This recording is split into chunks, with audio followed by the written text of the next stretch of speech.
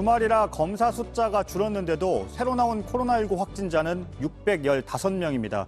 이틀째 600명을 넘겼습니다. 방역당국은 다음 주에는 매일 900명 이상이 나올 수도 있다고 했습니다. 거리두기 3단계의 기준도 채워질 수 있다는 의미입니다. 이미 전시 상황이라는 말까지 하고 있습니다. 먼저 이태원에서 발생한 집단 감염을 비롯해 수도권의 확산 상황을 최승훈 기자가 보도합니다. 서울 이태원 등에 있는 홀덤펍입니다. 술을 마시며 카드 게임을 할 수 있는 곳입니다. 이곳을 다녀간 A씨가 지난 4일 확진 판정을 받았습니다. A씨는 이렇게 지난달 30일부터 나흘 동안 4곳이나 다녔습니다. 지난 2일 증상이 있었지만 확진 전날까지 술집을 갔습니다.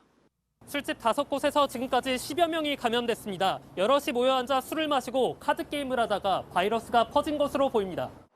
지난 10월에도 인천의 홀덤펍에서 19명이 확진됐습니다. 인천시는 홀덤펍을 고위험 시설로 지정해달라고 했습니다. 하지만 방역당국은 지자체에서 알아서 하라고만 했습니다. 서울 동작구의 한 사우나에서도 집단 감염이 나왔습니다. 지난 3일부터 시작해 오늘까지 모두 27명이나 확진됐습니다. 서울 성동구의 한 이비인후과에서도 18명이 확진 판정을 받았습니다. 서울시에서만 231명이 확진됐습니다. 방역당국은 지금이 최대 위기라며 이번 주에만 많으면 매일 750명의 확진자가 나올 수 있다고 말했습니다. JTBC 최승훈입니다. 정부는 배수진을 쳤습니다. 사실상 대부분이 멈춰서는 3단계로 가지 않기 위해서입니다. 이제 4시간쯤 뒤부터 시작되는 수도권의 거리두기 2.5단계에서 확산을 막아내는 게 먼저입니다. 현장에 나가 있는 취재기자와 짧게 얘기를 나눠보겠습니다. 이한주 기자, 지금 어디에 나가 있습니까? 9시가 되려면 이제 1시간 정도 남았는데요. 사람들이 좀 있습니까? 네, 홍대입니다. 사람들이 많이 줄긴 했습니다. 그렇다고 사람들의 발걸음이 완전히 끊어진 건 아닌데요. 제가 지금 홍대 중심가에 나와 있는데 보시는 것처럼 주점에서는 테이블마다 사람들이 앉아서 술을 먹기도 하고 음식점도 간판에 불을 킨 채 영업을 이어가고 있습니다. 이곳이 아닌 다른 지역에서는 밤 9시를 앞두고 사람들이 몰린 곳도 있다고 하는데요. 지금은 그 어느 때보다도 조심해야 될 시기입니다. 네, 이 기자의 말처럼 지금은 사실 어디든지 모이면 위험한 때입니다. 특히 이런 확산세라면 3단계로 가는 것도 피할 수가 없는 것 아닌가요? 네, 2.5단계라고 하니까 이 전체 5단계 중에 중간 단계로 생각하시는 분도 있으실 텐데요. 다음 단계는 3단계입니다. 3단계는 일상이 멈추는 것을 의미를 하는데요. 3단계가 되면 10명 이상 모일 수 없습니다. 직장은 재택근무, 학교는 원격 수업을 반드시 해야 합니다. 일상이 완전히 멈추는 건데 그렇기 때문에 이번 2.5단계 그리고 앞으로 3주가 중요할 수밖에 없습니다. 네. 이 때문에 문재인 대통령도 역학조사에 군인과 경찰 병력을 투입하라고 지시를 했고요. 방역당국도 검사를 빠르게 할 수 있도록 침으로 하는 검사를 도입하기로 했습니다. 네, 수도권의 2.5단계는 당장 이제 4시간 뒤부터입니다. 그동안과 가장 크게 달라지는 건 어떤 겁니까? 네, 우선 방문 판매 등 홍보관의 영업이 중단되고 노래 연습장과 헬스장 등 실내 체육관도 문을 닫아야 합니다. 이 대형마트와 영화관 그리고 오락실도 밤 9시면은 영업을 중단해야 합니다. 이 지하철도 버스처럼 내일부터는 밤 9시부터는 운행을 30% 줄이게 되는데요. 은행도 오전 30분, 오후 30분에서 1시간 영업을 일찍 끝내게 됩니다.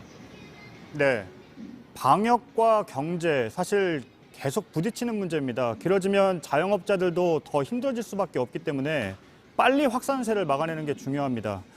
자영업자들의 얘기도 들어봤습니까? 네, 올해는 특히 연말 연시 특수가 사라져서 더 어렵습니다. 제가 미리 좀 나와서 상인들의 이야기를 들어봤는데 함께 들어보시죠. 예. 원래는 사람 많이 했는데 요즘에는 그냥 뭐 하루에 한 4개, 5개 그렇게 팔 때도 있어요. 월세도 많이 지금 2달 밀려갖고 지금 많이 힘들어요. 네. 방역당국은 이번 2.5단계 조치로 수도권에서만 영업장 60만 곳이 영향을 받을 것으로 보고 있습니다. 네, 잘 들었습니다. 이한주 기자였습니다. 수도권뿐만이 아닙니다. 전국이 지금 점점 심각한 상황으로 가고 있습니다. 울산의 요양병원에선 이틀간 무려 90명이 넘는 확진자가 나왔습니다. 충남 청양의 경로당에선 순식간에 10명 넘게 감염됐습니다. 함께 먹은 밥 한 끼가 문제였습니다. 정영재 기자입니다. 소방대원들이 환자들을 싣고 나옵니다. 침대 위로 옮기고 플라스틱 주머니를 씌웁니다. 코로나19에 걸린 환자들을 다른 병원으로 옮기는 겁니다. 울산 한 요양병원에서 오늘 하루만 53명이 나왔습니다. 이틀 동안 확진된 환자와 직원은 모두 92명, 대부분 노인들입니다. 마스크를 꼼꼼히 쓴 의료진과 요양보호사도 감염을 피하지 못했습니다. 감염자 16명은 요양보호사였습니다. 환자들을 씻기고 먹이는 요양보호사가 걸리자 마스크는 무용지물이었습니다. 방역당국도 이 점에 주목했습니다. 목욕을 시켜야 되고 기저귀를 갈아줘야 되고 밥을 먹여줘야 되고 막 이런 일을 한단 말이에요. 밀접 접촉이 계속 일어났으니까. 문제는 더 있습니다. 요양보호사와 병원 직원들은 매일 출퇴근했습니다. 이들 확진자는 23명입니다. 병원 밖으로 퍼져나갈 가능성이 남은 겁니다. 울산시는 내일부터 사회적 거리두기 단계를 3주 동안 2단계로 높이기로 했습니다. 충남 청양의 한 마을에서도 주민 13명이 집단 감염됐습니다. 읍내 미용실 주인이 발원지였습니다. 미용실을 다녀온 주민과 함께 먹은 밥 한 끼가 문제였습니다. 당국이 마을회관에서 밥을 먹은 35명을 조사했더니 11명이 확진이었습니다. 방역당국은 마을 주민 전체를 검사하고 있습니다. JTBC 정영재입니다. 수십 명이 가까이 붙어서 춤을 추는데 마스크를 쓴 사람은 찾아보기 어려웠습니다. 만약 거기에 확진자가 있었고 밖으로 나온다면 결과는 불보듯 뻔하죠. 하지만 주한 미군 기지는 치외 법권 지역이라 우리가 할 수 있는 건 없습니다. 임소라 기자입니다. 넓은 홀에 사람들이 가득 차 있습니다. 흥겨운 음악에 맞춰 춤을 춥니다. 짝을 지어 손을 잡고 빙글빙글 돕니다. 발 디딜 틈이 없습니다. 마스크는 아무도 쓰지 않았습니다.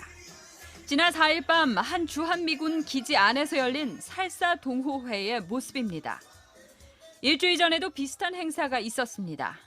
참석자들이 소셜미디어에 영상과 사진을 올리며 알려졌습니다. 많게는 600명 넘는 코로나19 확진자가 전국에서 나오던 때입니다. 우리 정부는 사회적 거리두기 2단계를 유지하고 있었습니다. 내일부터는 수도권은 2.5단계, 전국 나머지 지역은 2단계가 적용됩니다. 하지만 이곳은 전혀 상관없었습니다. 치외법권 지역이기 때문입니다.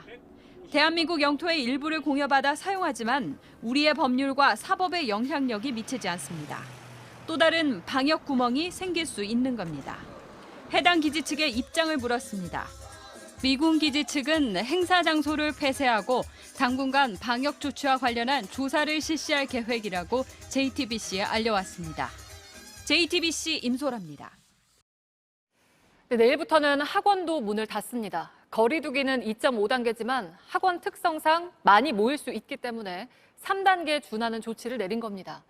다른 데로 몰리진 않을지 또 다른 문제는 없을지 윤재영 기자가 돌아봤습니다. 숙제가 쌓여 있습니다. 학생들에게 나눠줄 겁니다. 강사는 온라인 강의를 준비합니다. 내일부터 모두 문을 닫아야 하기 때문입니다. 좀 설마 했죠. 이렇게까지 될 줄은 예상을 못했고 이제 너무 시험을 앞두고 있는 진짜 엄청 급박한 기간이어서 학생들이 밖으로 나가는 걸 최대한 줄이란 취지입니다. 가까운 PC방입니다. 학생들이 앉아 있습니다. 꽤 오는 쌤들 아직도 꽤 많아요. 코로나 전보단 아닌데 꽤 많아요. 스터디 카페나 독서실도 밤 9시까지는 운영합니다. 도서관 쓸데없이 많이 가는 거예요. 학원은 가거나 친구집이야. PC방은 좀 가는 것 같고 롯데월드 가고 싶은데. 다른 곳으로 몰릴 수 있다는 겁니다. 학부모들도 고민이 커졌습니다. 원격으로 하다 보면 이렇게 나른해지고 정말 별의별 편법을 써서 분명히 할 거라고요. 과외를 하고 학력 격차가 너무 심해지는 거예요. 돌봄 공백도 문제입니다. 행복인 거죠. 일을 출근을 안 할 수도 없는데 혼자 집에 있게 해야 되는데. 한국학원총연합회는 학원에만 3단계 조치를 하는 건 형평성에 어긋난다며 집단 대응하겠다는 성명을 냈습니다. JTBC 윤재영입니다. 네, 코로나 상황이 이렇게 심각하자 군과 경찰 인력을 현장 역학조사에 투입하고 또 진단 검사를 보다 빨리 하는 방법을 정부가 내놓고 있기도 한데요. 전문가와 짧게 이야기 나눠보겠습니다. 가천대 길병원 정재훈 교수 연결돼 있습니다. 나와 계십니까? 네, 안녕하세요. 네, 안녕하십니까. 우선 앞서 리포트에서 보신 것처럼 학생들이 낮에 학원 문을 닫으니까 뭐 도서관이나 스터디룸으로 간다. 그래서 좀 핀셋 방역이 효과가 있을까 싶기도 한데요. 이건 어떻게 보고 계십니까? 네, 방역에 있어서 가장 중요한 것은 일관성 있는 메시지를 신뢰감 있게 전달하는 것이 굉장히 중요합니다. 그런 지금 정부의 방역 조치를 보면 자영업자나 경제 상황을 감안을 해서 사회적 거리두기 단계를 점점 늦게 늦추면서 핀셋 방역을 추가하는 그런 형태를 보이고 있는데요. 사실 이런 것은 실효성이 있다고 보기가 어렵습니다. 예를 들어서 제가 이런 질문을 많이 받는데요. 커피숍에서 커피만 먹는 거는 왜 안 되는데 커피랑 식사를 같이 하는 건 왜 가능하며 복싱장은 문을 닫는데 킥복싱장은 왜 문을 여냐, 이런 식의 질문들을 굉장히 많이 받습니다. 결국은 우리가 방역 대책을 수립하는 데 있어서 모든 상황에 맞는 모든 지침을 마련하는 건 현실적으로 불가능합니다. 그래서 방역 대책이라고 하는 것은 포괄적이고 일관성이 있어야 되는 것이죠. 그리고 사회적 거리두기 단계를 조정할 때에도 몇 가지 문제가 있는데요. 우리가 경험상으로도 사회적 거리두기 단계를 더 빨리 올려서 천천히 낮추는 것이 지금처럼 천천히 핀셋 방역을 추가하는 것보다 훨씬 더 사회적 부담이 줄어든다는 것을 잘 느끼고 있으실 것 같습니다. 네. 그리고 또 이제 오늘 새로 나온 대책 중에 눈에 띄는 게 신속 항원 검사를 도입한다는 건데요. 요양시설하고 응급실부터 한다는 건데 도움이 좀 될 거라고 보십니까? 지금 우리나라에서 사용하고 있는 진단검사는 PCR 검사라고 하는 것인데요. 검사가 나오는 데까지 길게는 6시간 정도가 걸리게 됩니다. 하지만 신속항원 검사 같은 것들을 도입을 하게 되면 검사도 편리해지고 검사 결과가 나오는 시간도 짧아지게 됩니다. 하지만 그런 만큼 검사의 성능이 떨어지게 되는데요. 신속항원 검사 같은 경우에는 적용되는 영역이 별도로 따로 지정이 되어 있습니다. 대표적인 게 급격하게 감염병이 유행을 하고 있는 상황이거나 선제적인 검사가 필요한 상황에서는 한정적으로 굉장히 잘 쓸 경우에는 도움이 될 수 있지만 이게 PCR 검사를 완전히 대체할 수 있다고 보기는 좀 어렵습니다. 네, 일단 알겠습니다. 그리고 마지막으로 무엇보다 지금 시급한 게 병상이 부족한 문제인데요. 그러니까 전국에 있는 중환자 병상 중에서 환자가 바로 입원할 수 있는 병상은 45개가 전부라고 해서요. 그 중환자를 받을 수 있는 병상을 어떻게 해야 좀 빨리 확보를 할 수가 있을까요?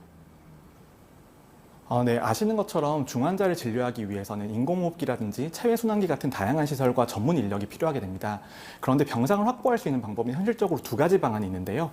한 가지는 현재 상급종합병원들이 지금 코로나 환자, 특히 중환자에 대해서는 진료를 좀 적게 하고 있는데 상급종합병원의 협조를 얻어서 그런 그 여력을 늘리는 방법이 있겠고요. 하나는 오늘 전문학회에서 주장하셨듯이 큰 컨벤션 센터에서 중환자만 진료할 수 있는 거점 진료 센터를 만드는 것도 전향적으로 충분히 고려해 볼 만하다고 생각합니다.